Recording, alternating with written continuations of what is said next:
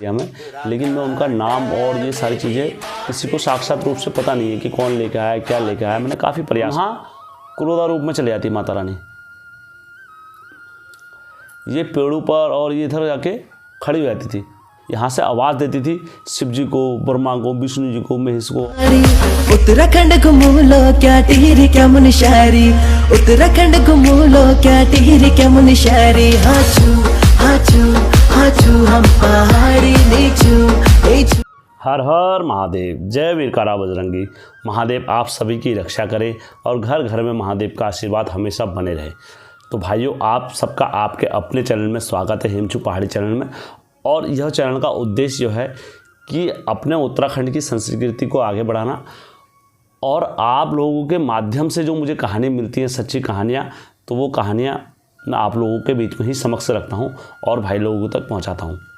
जिस किसी भाई के पास यदि काली माता की सच्ची स्टोरी और सच्ची कहानी, क्योंकि काली माता आज भी हमारे उत्तराखंड में घर घर में इंसाफ करती है दोस्तों, तो अगर किसी के पास भी अगर काली माता की रियल स्टोरी, अगर कुछ ऐसी कहानी है, तो आप मेरे फेसबुक अकाउंट में आ सकते हो और मेरे ईमेल आईडी पे आप मुझे भेज सकते हो।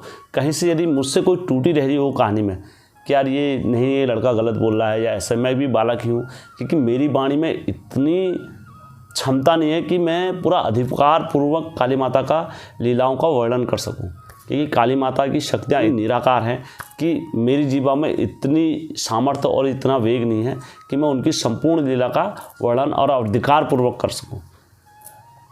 तो यदि आप लोगों के पास आज भी काली माता की रियल स्टोरी कहीं पर कुछ भी अगर होता है तो आप मुझे ज़रूर बताएं दोस्तों। मैं आपका हमेशा आभारी रहूँगा और हमेशा मेरी टीम आपका आभारी रहेगी कि ऐसी सच्ची घटनाएं आज भी होती हैं।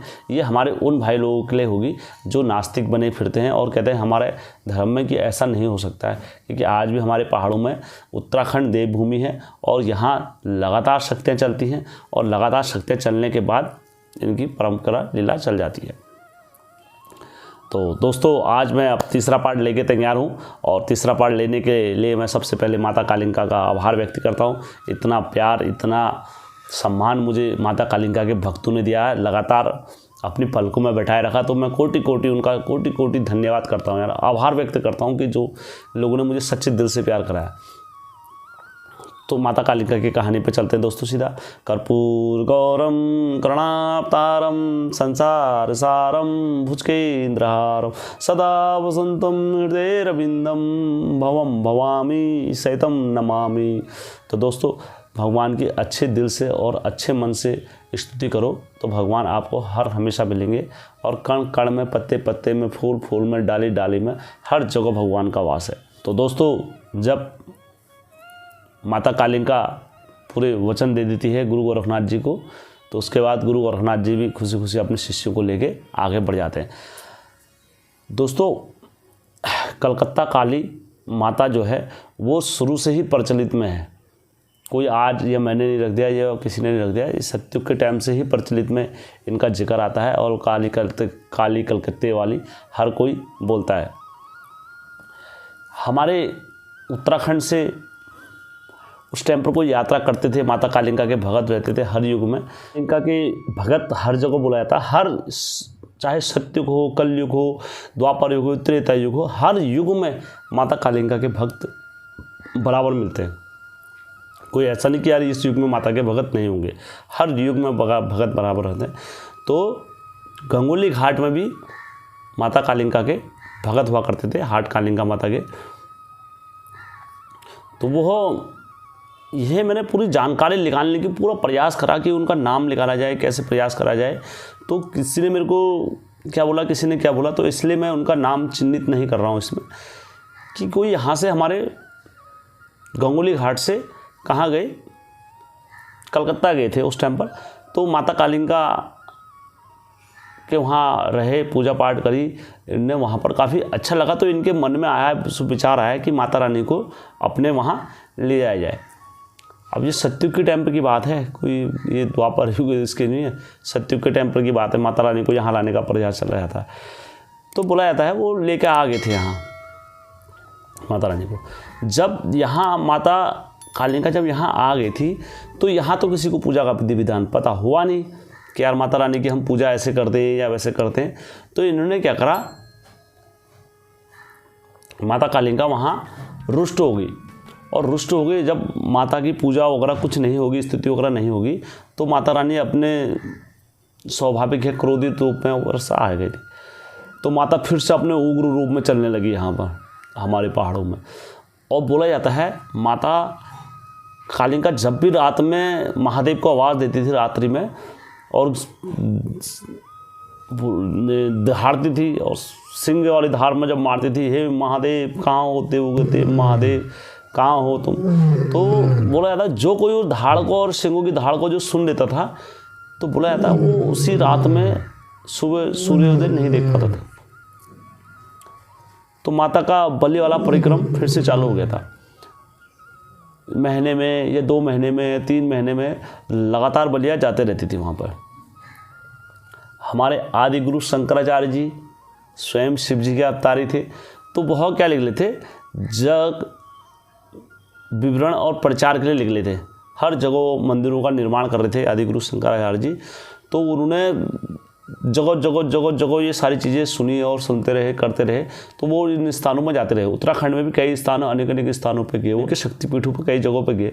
जब यहाँ पर पहुँचे वो, तो किसी ने बोला कि गंगोली घाट में एक स्थान है, वहाँ पर एक देवी आवाज़ देती है तो आदमी मर जाते हैं और उनके स्थान पर कोई नहीं जा सकता। ऐसे आदि गुरु शंकर के अवतार थी, तो साक्षात उनको शंकर का अवतारी बोला जाता था। तो उन्होंने क्या करा,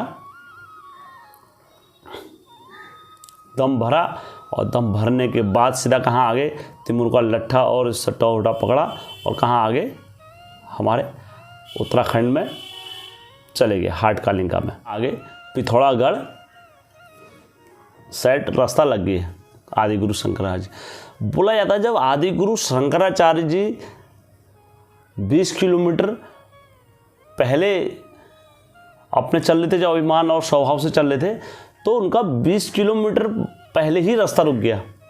उनके कदम ऑटोमेटिकली रुक गए वहाँ से, वो आगे अपने कदम बढ़ा ही नहीं सके। बोला जाता है उनका स्वास्थ्य खराब हो गया और उनकी शक्तियाँ सारी क्षीण हो गई, तो वहीं पर उनकी तबीयतें खराब होने लग गई आदि गुरु शंकराचार्य जी। फिर उनने माता की स्तुति करी, काली माता की, और पूरे विधिवत नियम से पूजा करी माता रानी की। और माता रानी ने फिर उनका क्या कर दिया, रास्ता आगे का खोल दिया। जब माता रानी ने उनका रास्ता खोला आगे को, तो वह फिर वो स्थान पर गए जहाँ पर माता कालिका का स्थान है, हाट कालिका जहाँ पर स्थान है। जब वहाँ पर गए तो उन्होंने विधिवत रूप से पूजा करी माता की, और नियम से करी, जैसे कलकत्ता में होती है सेम उसी नियम से पूजा करी माता कालिका की। तो माता अपने शांत स्वरूप रूप में विराजमान हो गई और वहाँ पर माता को स्थापित करा।